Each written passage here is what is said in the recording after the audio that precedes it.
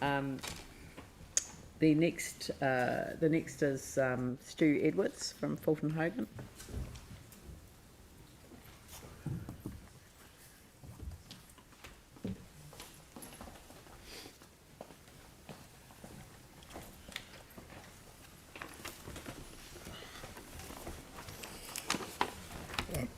Thank you for this opportunity. Mr. Chittick will be speaking on our behalf.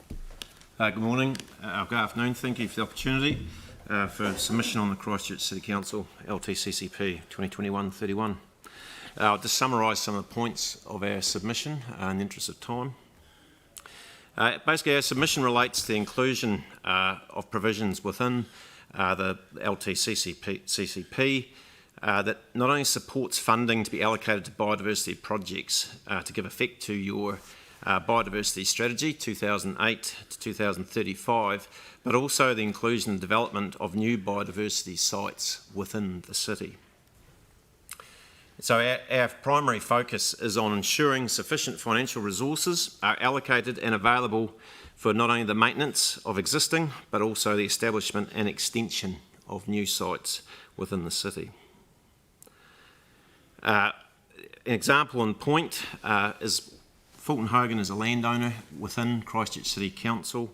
To the south west has a location of a property that's 25 hectares that is currently a quarry and is being extracted on Roberts Road and next door to Islington, High.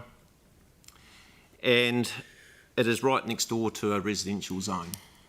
We have rehabilitation requirements with that site that would see it just return to dry land pasture.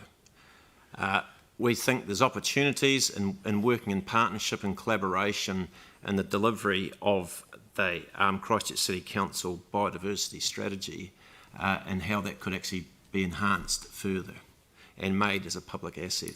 There is residential land to the east of it that is zoned for development, and then it would create effectively a public community facility as it transitions into rural urban fringe.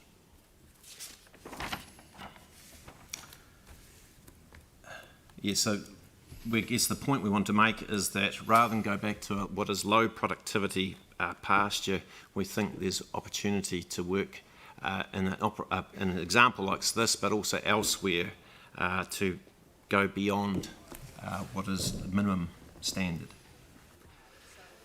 And I guess the last thing I'd point to would be that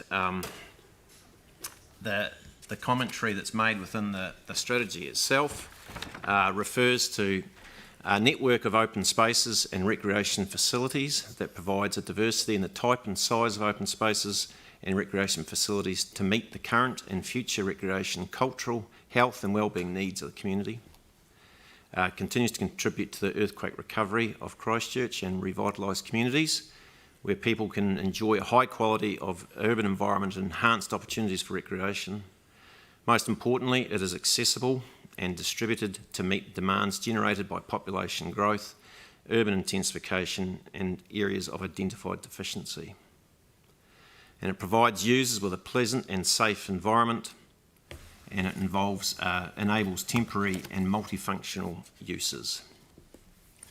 And it recognises and provides for the historic and contemporary relationship of Ngāi Tahu with Christchurch District's lands and water resources and reflects cultural values.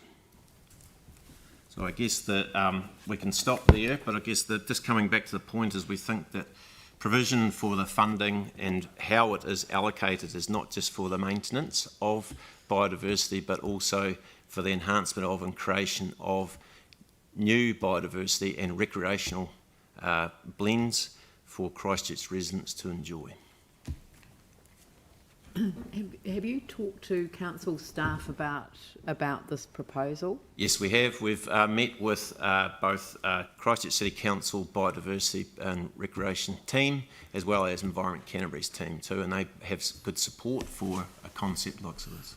And was it recommended that you make a submission to the LTP? Yes, I mean, it's very good. I mean, I haven't heard the concept before, but and I have looked at some of the usually when we're having someone at the end of the table telling us about quarries, it isn't quite like this. Yes. But in terms of what I've seen, it is precisely the remediation that you've described, which is low value pasture Yes. land, and nothing of great significance in terms of community amenity. So this looks like something we need to investigate. Okay. So we will. So, Will, Thank you. appreciate that. Appreciate the time. Thank you. Good.